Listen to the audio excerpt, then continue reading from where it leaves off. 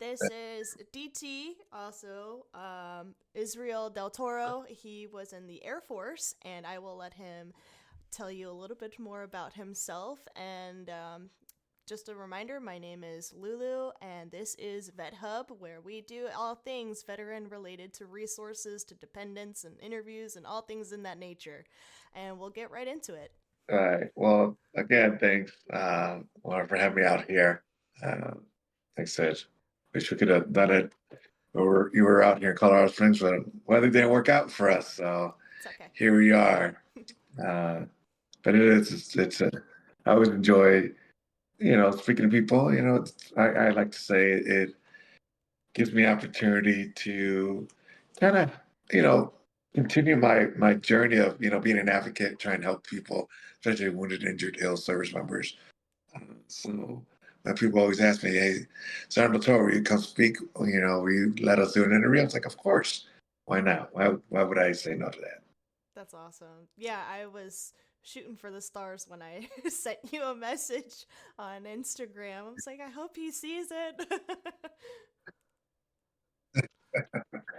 I know, a little stalkish there. Got a little scared. A little bit sorry about that.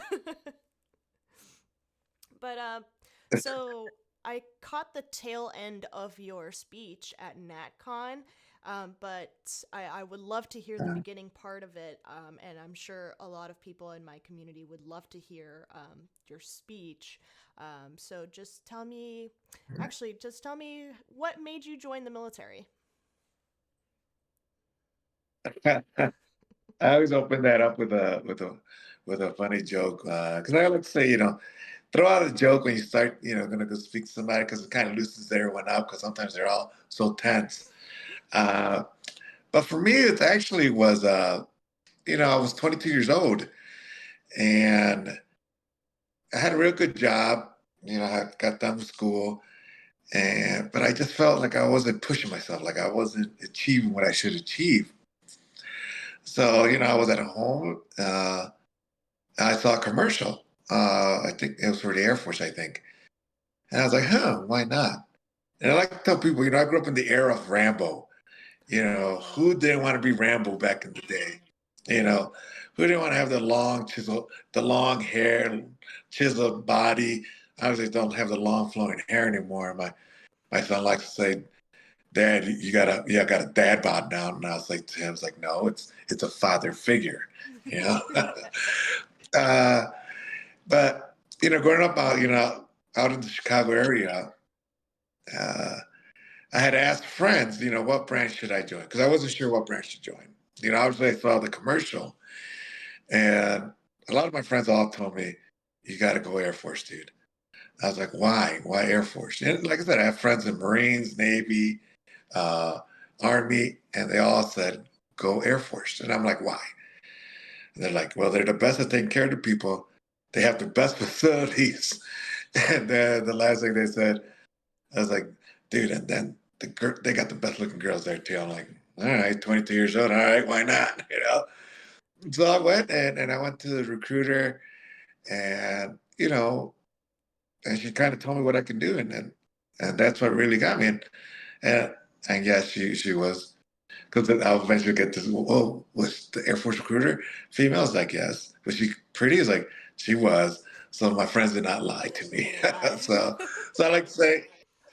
I like to say a commercial and a pre-recruiter got me into the military. So, and no long lineage of service members in my family. It was just, I felt like I wasn't really pushing myself. So I wanted to, get pushed. All right, I understand that 100%. That was pretty much where I was at when I was joining in.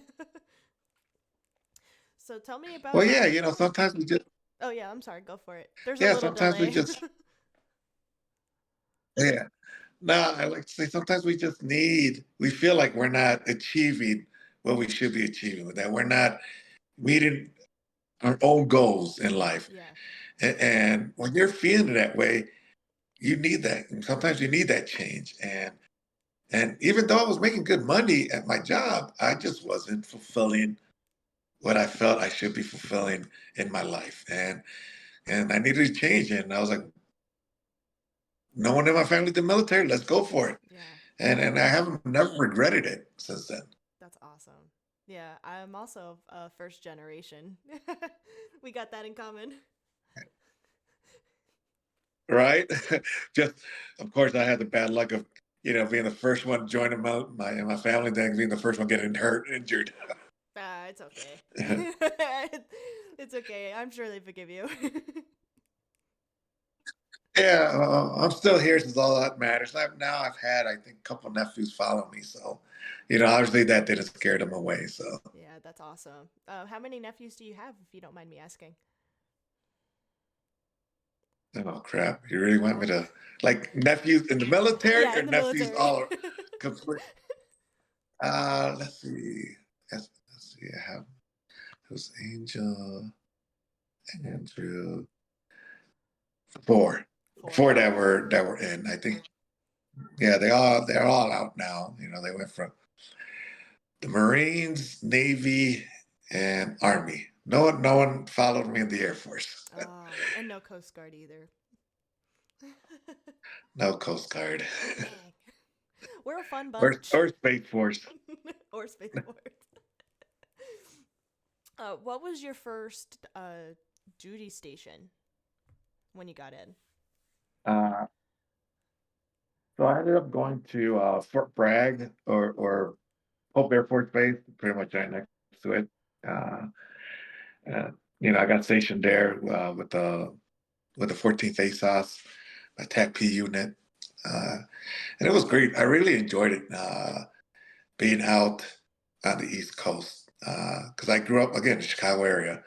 So I remember my first winter uh, in North Carolina, especially like Christmas time. I was like, this is so weird. I am in shorts and a t-shirt during Christmas and New Year's.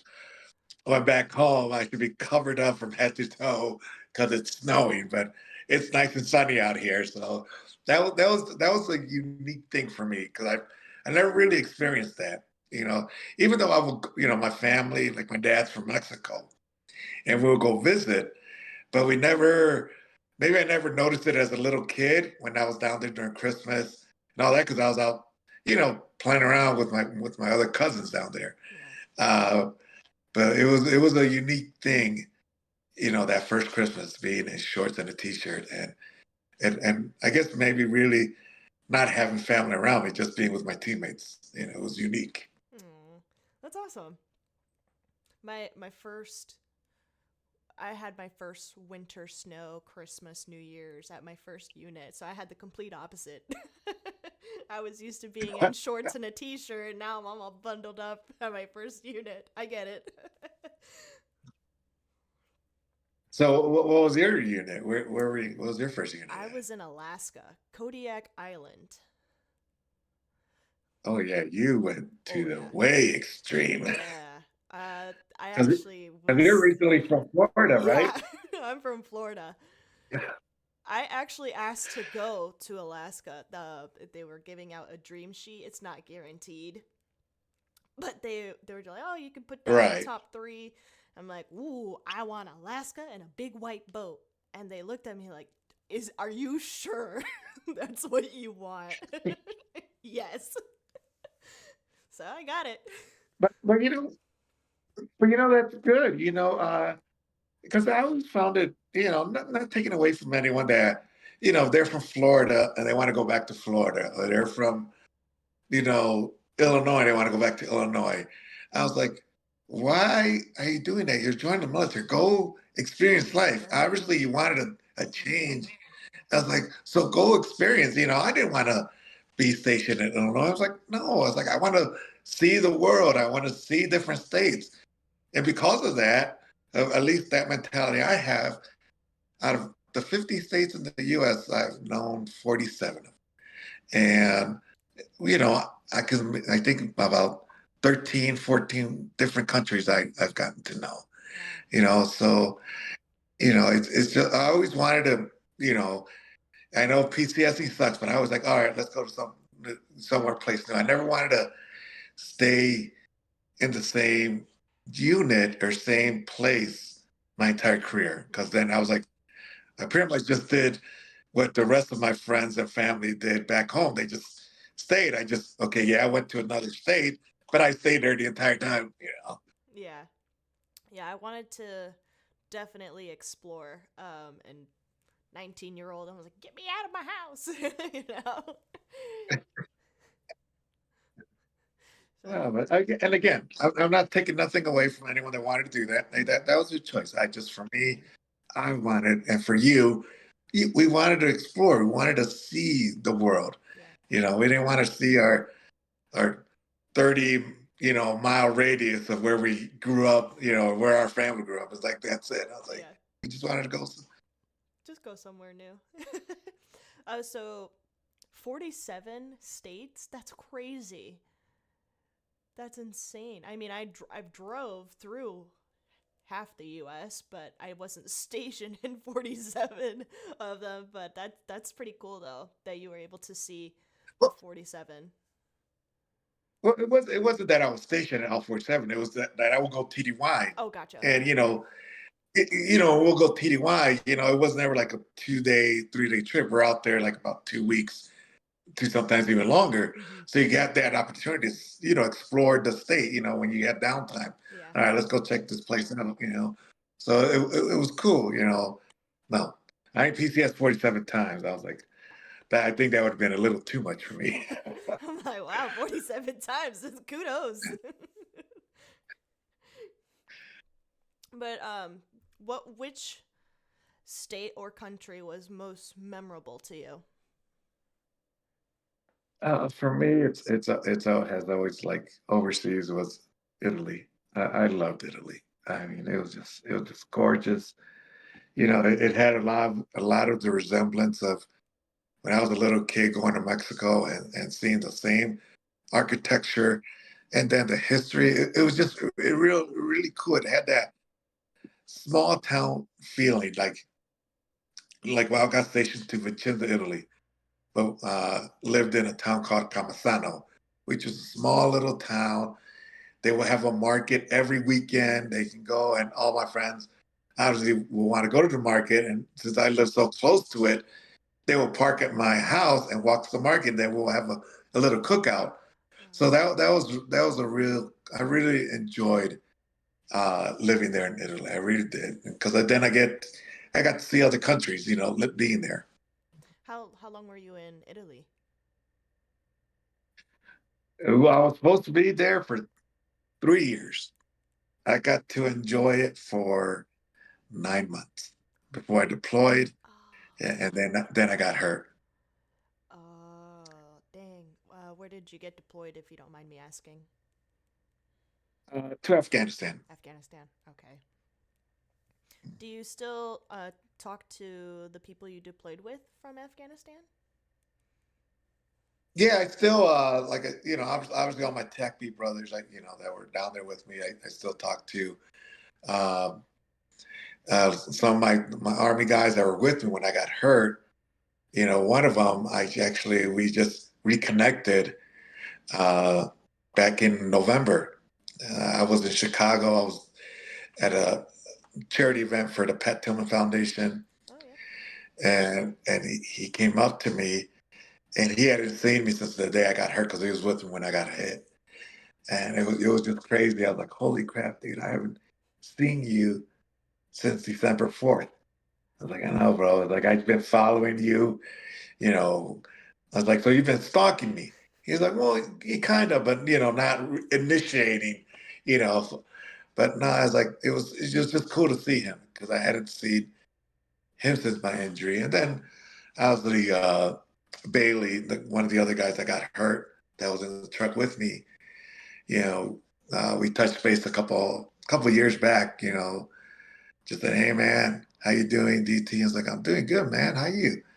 And because I like to say he took the worst of it because he ended up losing both of his legs because the truck. He was our gunner, and he got blown out, and the truck rolled back on him, and he ended up losing his legs. But he like to say, "Nah, dude, you took the worst of it." I was like, Well, each to each own, because I think he took the worst of it. He's like, no, I think you took the worst of it. But the great thing is that we're both still on this earth, Exactly. still enjoying life, still doing things that we like to do. So that's what's most important, that we're still both here. That's beautiful. So how long was your military career? So I retired August of 2019. So I did a whole 22 years, 22 plus years. So Oh, cool. uh, I like to talk when I finally decided to retire. I was a senior master sergeant and I was up for chief, but it was time. It was ready for me to go. Uh, and people didn't want me to retire. I mean, they reached out. I had General Goldfein, the chief of staff of the Air Force at the time, reach out to me. He's like, Sergeant Toro, don't get out. We still need you. We still need your leadership. You're going to be a chief. Trust me, you're going to be a chief. And my response to him was, first, that, sir, I really appreciate you calling me. I mean, it means the world that I'm having the highest ranking Air Force member reach out to me and try and convince me to stay in, you know. But if I'm just going to stay in for to make chief, then that's the wrong reason why I'm staying in. Because for me, I never wanted, when I when I joined and then when I reenlisted, knowing that okay, I'm going to make this a career. My goal was never to be a chief. My goal was like, let me make it to the senior NCO tier, and anything after that is just icing on the cake. So me, it was never a thing to be a chief. Uh, but when I retired, you know, I had moments. I'm like, man, it would have been cool to make a chief, to be a chief. But then I remember that February 2020, COVID hit, and I was like, nope, got out just in time. Yes, I got out during COVID. Crazy time. Yeah, so some of my guys retired too, and it sucked not being able to celebrate their military career with the retirement ceremony and all that, and then hearing some of the nonsense that happened when guys still had to go to school, and obviously you couldn't go to the NCOA or senior NCOA. You had to do it all at home and still wear a uniform. Like, why? Yeah. Why make it even worse? Mm. So, yeah, I get it. Would it have been cool to be chief? I was like, yeah, but it was the right time for me, and I knew it was the right time for me. Good. Well, I'm happy that you're here today. Otherwise, I don't I think I would have appreciate ever it. met It you. is you never know. It's always funny when people do meet me and have heard of me and are sometimes nervous to come say hi to me. And I'm like, dude, you can come say hi to me, talk to me. I got no issue with you. Anyone ever doing that to me. Even I've had people when I'm at the gym, they're like, oh my God, Mr. Del Toro or Sergeant Del Toro, I know who you are. I've read your story. I've seen you on TV. I was like, I want to come say hi to you. But I was nervous. I'm like, come say hi to me. Now, if I'm throwing up, 250 pounds on a bench, it's probably not the right time to come say hi to me. When I'm resting, no problem. And because I like to say, we've all had people we've looked up to.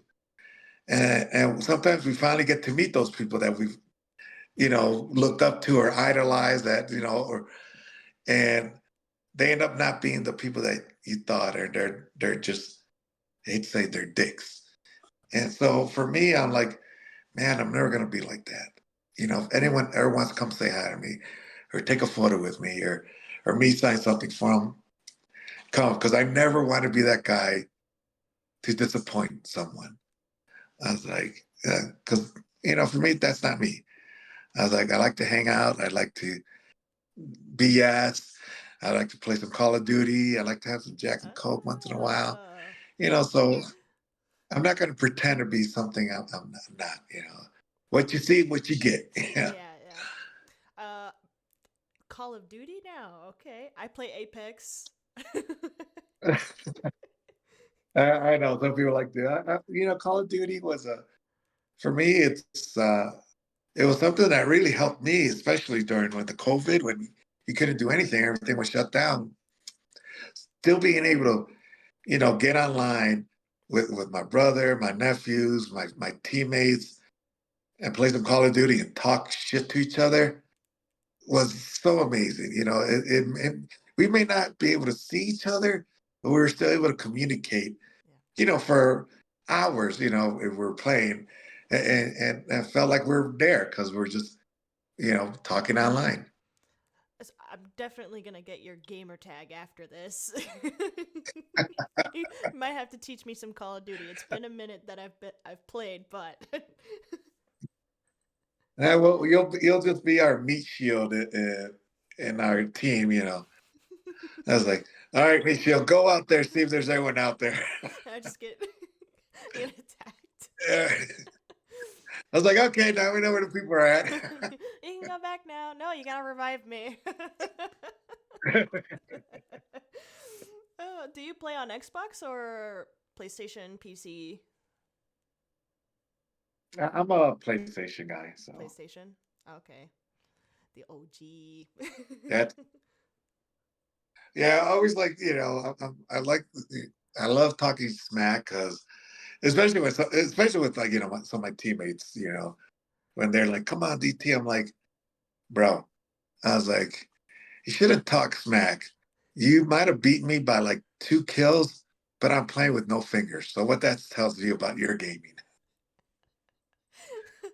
I'm sure you shut him up real quick.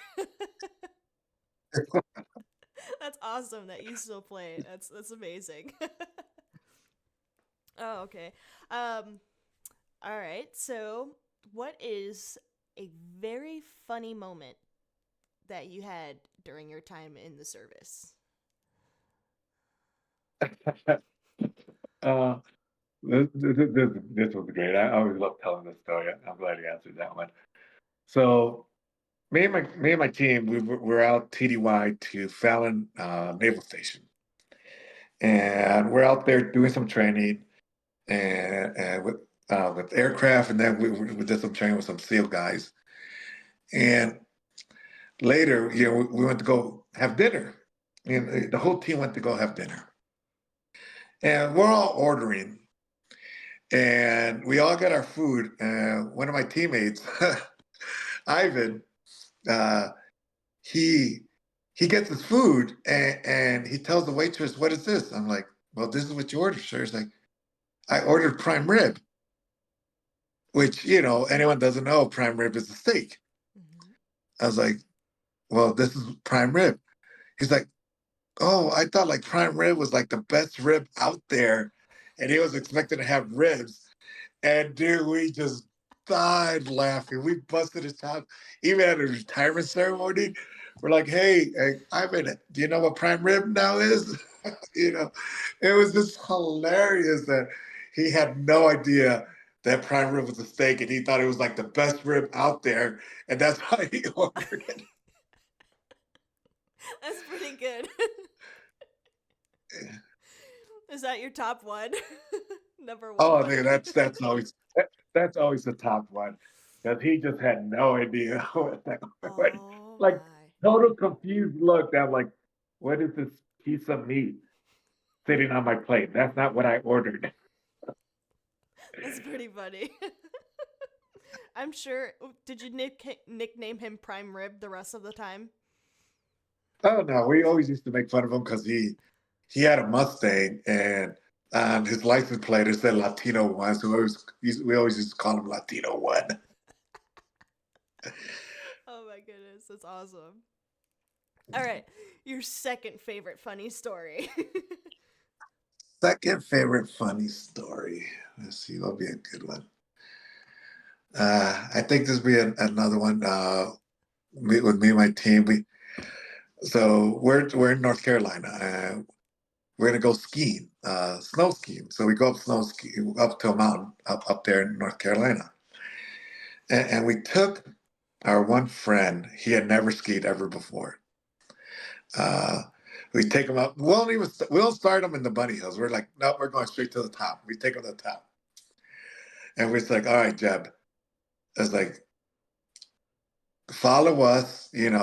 Just do what you do. This. We're giving him like a crash course. It's like when we say go, you take off, and we'll follow you. And I don't know what he heard, and he just took off, and took off like a bolt of lightning, and he just tucked in. So we're like, holy crap! So we go after him, and there's the point where you got to make a turn, and on the side, if you don't make that turn, you're kind of gonna go over the mountain. And he's getting closer, and he just tucked in. I mean, he shot out like a bolt of lightning, and we're like, Jab, dump, dump, dump, fall, fall. And he heard us, and he falls, and we're like, dude, what the hell are you thinking? He's like, man, I heard go, and I just left. And so, we continue on skiing, and obviously, it takes them like a whole hour to get down to the bottom of the mountain. And by the time us that have skied before, we've already done like 3 runs. Uh, but that later that evening, we're all, half the guys went back to the clubhouse to just chill, and there was like 3 of us left. Yeah, it was me, Ivan, Keith, and Rex, and we're gonna do one more run, and we're coming down. We're coming down the mountain, and we're just kind of doing like this. And Rex is in front of us, uh, and we see Rex all of a sudden like tuck, and there's like kind of like a little lunge, like to kind of launch yourself. And we see him. We see him like kind of eye because he's not doing this no more. He's just kind of going tucking in. I was like, dude, he's going for that lunge, and he hits it full speed and launches. And instead of launching gracefully, he launches and he like, I don't know why, it goes like spread eagle. Uh, and uh, can you still see me? You Yeah. still got me? Okay. So, so he's like spreads eagle, and he just hits the ground hard, and it's like a big puff of snow, and you got skis going over. All you see is the skis and ski poles just going everywhere. Like, and we get down there, like, dude, what were you thinking? He's like, I swear I could have made it. I swear I could have made it. I thought I could have made it. And Jay were like, oh my God, dude, that was terrible. I was like, all we saw was a puff of smoke, and your skis went everywhere. We didn't even see you because you were just tumbling so bad. Oh my goodness, that's funny. Yeah. When we went up to Colorado, me and a buddy, we actually went up to the mountain. Similar scenario. And he got it all on camera, and all you see at the very end of the video is his snow boots just up in the air. That was just 3 days ago. That's so funny. It was just so we were just dying laughing because we see him launch, spread eagle, and a puff of snow everywhere, and just seeing skis and poles flying out. It's awesome. Um, Thank you for sharing. That was beautiful. There's something that I actually wanted to know a little bit more. I heard it during your speech. You were mentioning your wife. How did she take the whole 22 years that you were in? Um, you know, in the beginning, it was tough for her because I was gone constantly, and you know, at one point on my last appointment, before I left on my last appointment, she had gave me an ultimatum. It's like, you got to get out after this enlistment and we're done. And it wasn't because she was being vindictive. It was because I had always said that my son would never grow up without his dad like I did, because I lost my dad when I was 12. And I always said that'll never happen to my son. But yet, my son was going to turn 3, and he knew me maybe 6 months out of his life, and not 6 months consecutively, Yeah. 6 months total. Days here, days here, but I was constantly gone.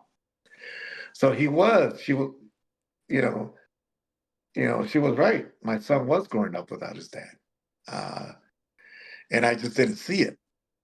And she didn't, and I couldn't make that commitment to her that I'm going to get out. And she couldn't understand why.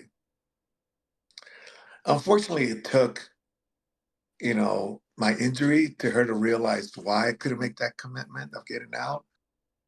Because when I got hurt, and then obviously when I was sent to Brook Arm Medical Center there in San Antonio for my injuries, you know, not only did I have my teammates fly out there, but I had my A-10 buddies, my Air Force family that a lot of them that I met, the year prior in Korea at Osan, all not only be by my side, but be by her side and my son's side. Mhm. So that's when she understood why I couldn't get out. She saw that family that we're all together. We're not just there for the good; we're there for the bad stuff. Mhm. And so that where she realized why I couldn't make that commitment of getting out.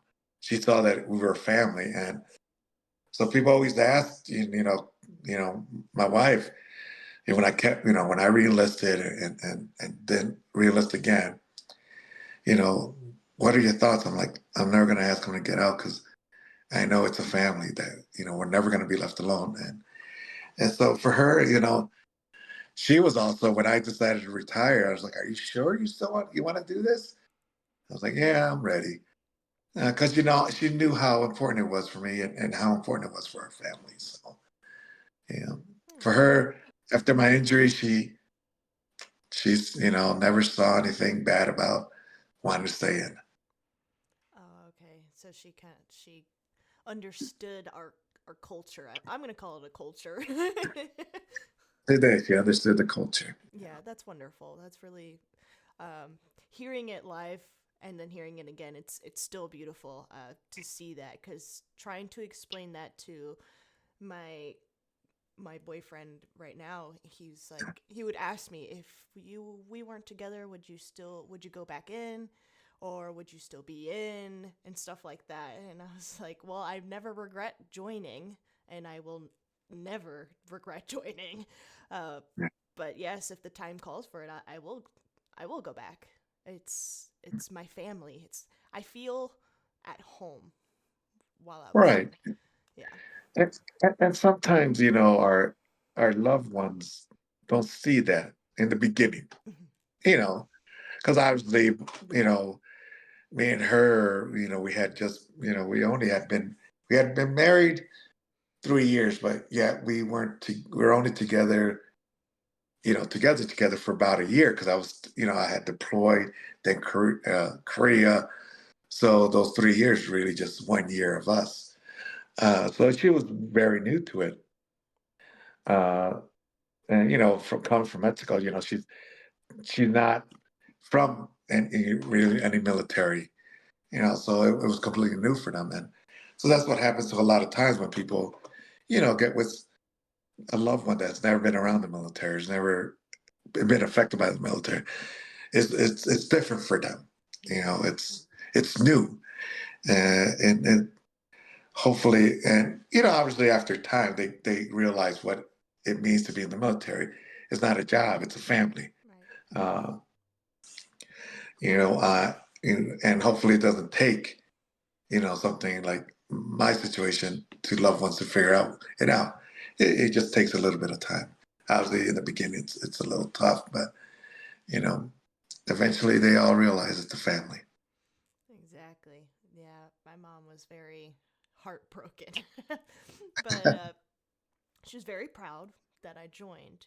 A little backstory: my parents were actually saved by the Coast Guard trying to escape Cuba. Yeah, so when I told her that I was planning on joining the Coast Guard, of course she was like, "Ah, no." And then she would write me letters in boot camp, and she told me the story that I never heard of. And wow, very prideful for me. She was just so happy and muy orgullosa de su niña.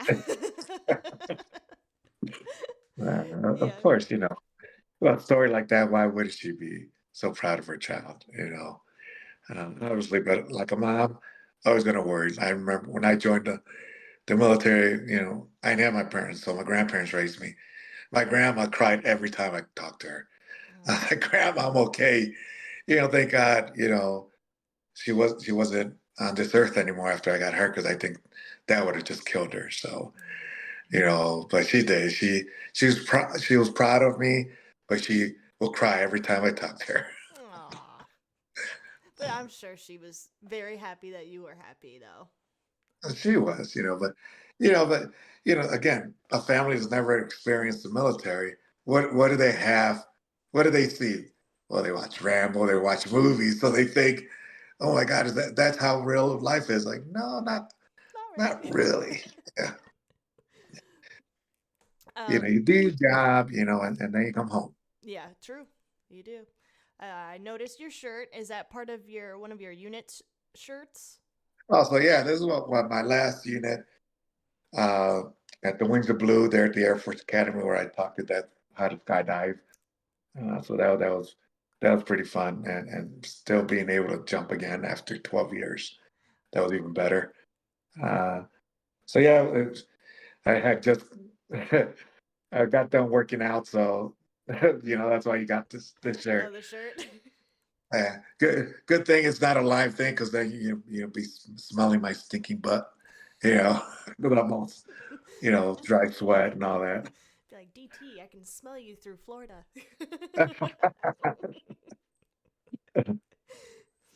What'd you hit today? So today was chest and legs. Ooh, very nice. What is And, so when you do your routines? I'm gonna get a little personal here. If you are don't want to answer, it's okay. How how is going to the gym knowing that you have to modify a lot of the things because of your injuries? uh, for me, it's not real. It doesn't bug me. It allows me. You know, thank God there's stuff I can use that I can adapt machines so I could get a good workout. Like I get a full workout. Uh, so it doesn't really bug me at all. Are there certain things I miss that obviously I can't adapt to help me? Some exercise I used to love doing. Yes. I miss those. I miss like, man, I miss doing that workout. But you find different things to uh, to kind of replace that exercise.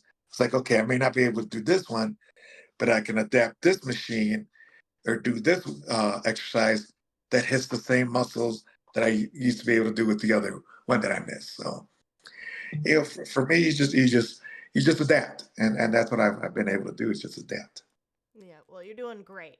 I know when we spoke a couple days ago, you're like, as long as I get my workout in, like you're good, dude. Yeah, Do what you gotta do. that, that that's my thing. My only off day is Monday, so I got to get my workout in. There you go. So, what now that you're out of the service, what is DT up to nowadays? For me, it's I still go do obviously public speaking. That's a lot.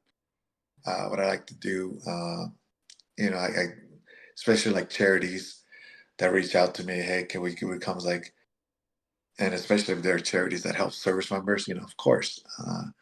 Then obviously corporations and sports teams. It gets me out of the house. Don't get me wrong. I love being on my ranch. I love being on my ranch. You know, being on the tractor and when it's nice and cutting the grass in it is so you know relaxing for me.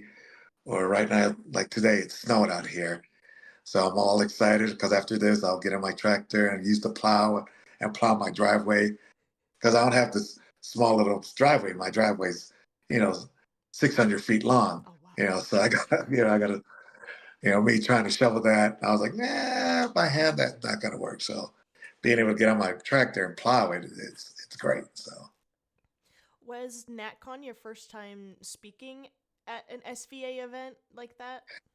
yeah, that was my first, SVA event. I didn't even know you guys existed until that being invited to go speak at it. So that was pretty cool. Uh, that there's something like that. The closest thing I guess I ever knew of anything like that was like in Arizona State, the Pat Tillman, Hmm. because that's where Pat Tillman came from. So that was the closest thing I ever knew anything like that. So Wow. When you got on stage and you saw the crowd, was that the biggest crowd that you spoke for, or was that on a smaller end? that's not the biggest crowd. You know, uh, I remember the lady that contracted me, or her helper, kind of told me, well, there's going to be about 200 or 2,000, 2,500 people there. I was like, are you going to be okay? I was like, because that's a big crowd. And in my head, I'm thinking, man, did you not research me at all? I was like, I gave the opening ceremony speech at the Invictus game, which was at a full stadium, live on TV. So no, there Wow. wasn't bad. So I've spoken to millions before. Wow. I did not know that. That is pretty cool. Were your nerves on overdrive, or were you, it's okay? Nah, obviously when I first started speaking, back in the day, back in 2006, 7, obviously I would get nervous. I would used to tell people I'd rather be in a firefight than stand up in front of a bunch of people and speak to them. But after a while, I've been able to hone my skill and and for me now, I don't get nervous. What I normally do is like before I go out, I kind of just zone out. I just kind of chill, kind of focus on what I'm going to talk about, what I'm going to hit. Especially, when they give you like, hey, can you do 20 minutes? Which is a whole lot harder because normally I can speak for an hour plus. So when you got to compress everything to 20 minutes, it's always a little harder. Right. So you got to hit the main points, hit some jokes in there, and hopefully it goes off well. Yeah. So you said 2008, or when did When you I started speaking, Yeah. about 2006, 2007, Oh, okay. So that was during your time in. So you were speaking. when I Uh, was recovering. oh wow. Okay. How? I didn't know that the Air Force had that option available for speaking in public and So, stuff like that. so how it started with me is like I was getting my Purple Heart presented to me at the time by General Mosley. He was the chief of staff of the Air Force at the time. I had already got it presented to me, but the first time that was presented to me, it was by President Bush, but I was in a coma, so I don't remember it. I was like, Oh. man, I kind of wanted to remember something like that. Uh, so they did the ceremony, and before they presented me the Purple Heart, obviously I'm in a room with my family and stuff like that, and General Mosley comes in and he says, you know, uh, Senator Toro, I have this panel of speakers that go around the military bases to speak to fellow airmen, soldiers, sailors, and Marines, and and I really would like you to be part of this. And my thing to him was like, sir, I was like, what do I got? What do I got to offer? I was like, that's where I was at. I was like, I'd rather be in a firefight than speak to people. Like, I don't have a story. And it's like, San Toro, you were given the 15% chance to survive. 80% of your body has third-degree burns. They told you that once you woke up, that you'll never walk again. You'll be in a rest for the rest of your life, and your military career is pretty much over. 2 months after they told you that, you left that hospital walking and breathing on your own. I was like, if that's not a story, I don't know what is. And I'm like, all right, sir, I'll do it.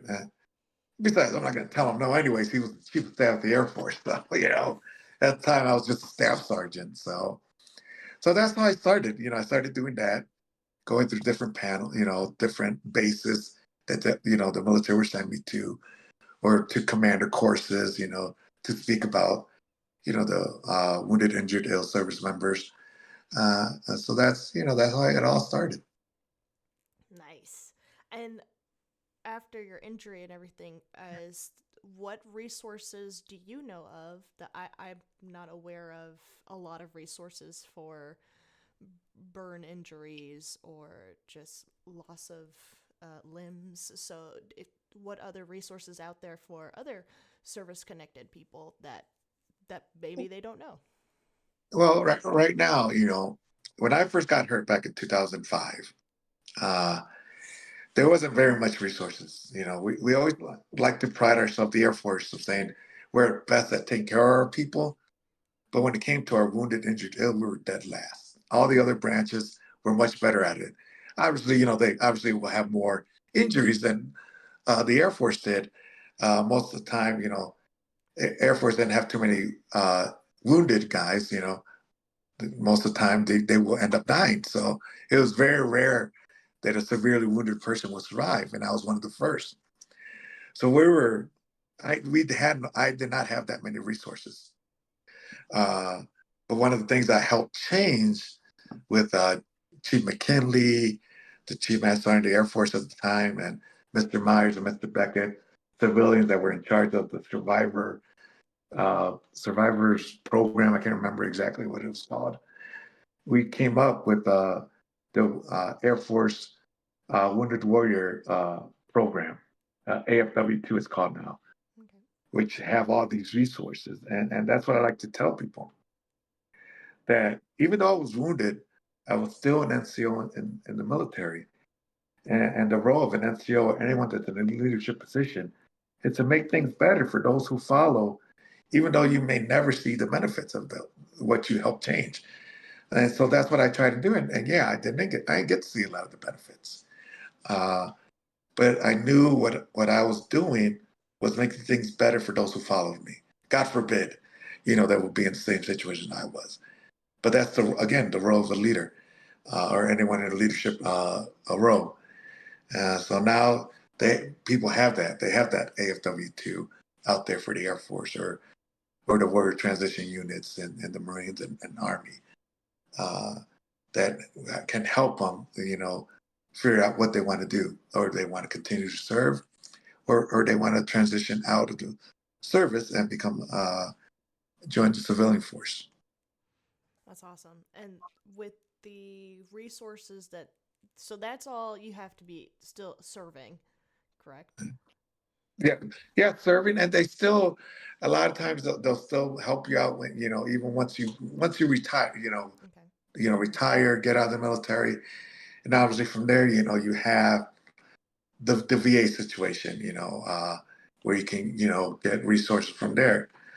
The goal is you just got to be proactive. I tell people, if you're expecting, you know, the VA, here's everything you need to do it for you, it's not going to happen. You got to be proactive. If you need care, go get care.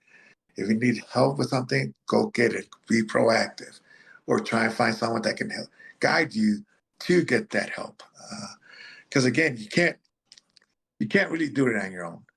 Like I tell people, I'm not where I'm at now because I did it by myself. It's like, no, I had help from family to teammates, to anyone that out there that had more knowledge than I did, and I was just asking, hey, how can I get this help? And them helping me. So you can't do it on your own. You gotta find that help. Beautiful words. And I'll finish off with one last question. For I don't want to take too much of your time. But what is some motivational words for the viewers out there? I guess my motivational words I would give someone is like, I like to say, we all have a spark, something that drives us, something that keeps us going. Uh, Sometimes you can find it on your own, And sometimes you may need to hear a story from someone of what they went through and how they kept going. And that's why I do speaking. And that's why I wrote my book, Patriots Promise, to try and help people find their spark through my story and my journey. Uh, and the spark can be anything. The spark can be your kid, your family, someone that told you, "Oh, you're never going to be good enough," and I was like, "I want to show you. I'm going to." That could be your spark, and we all have it. The goal is not to, when you're having that bad day and you spiral down that rabbit hole, not to stay, not to go further in that rabbit hole, to find that spark to get you out of that rabbit hole. Because again, we all have bad days. I have bad days. But the thing is to hold on to that spark and keep going, fighting forward and pushing forward, and to see that there's still joy in life. It may be a little different, like in my case, where you got to adapt things, but I'm still enjoying life. I'm still out there having fun, going to car shows, being on my tractor, playing video games, having my Jack and Coke, meeting people. And that's what it is. It's a spark. And the thing I like to tell people is like, you find that spark, all you got to do is now just stay strong, finish strong, and never quit. Amen to that. Thank you so much for your. Thank you for everything. Honestly, I really appreciate you spending some time with me and sharing your story with me. I need to get my hand on that book that you wrote. I would But love to read if it. you don't like reading, it's on Audible too. So you can get on I love Audible. reading. That's my half of my bookcase. I have another bookcase over here. I'm all about it. Thank you so much. It has been truly an honor to speak with you and see you again. Thank you. Really, I am truly grateful. It's my pleasure. It really is my pleasure. And then let me know when you're in Florida. Well, And I will. you have an awesome rest of your day. Enjoy your Jack and Coke and your tractor. Well, it's a little early for Jack and Coke, and I don't want to crash my tractor. So, I don't blame you. Have an awesome rest of your day. Thank you so much, DT. you too. You take care. Take care.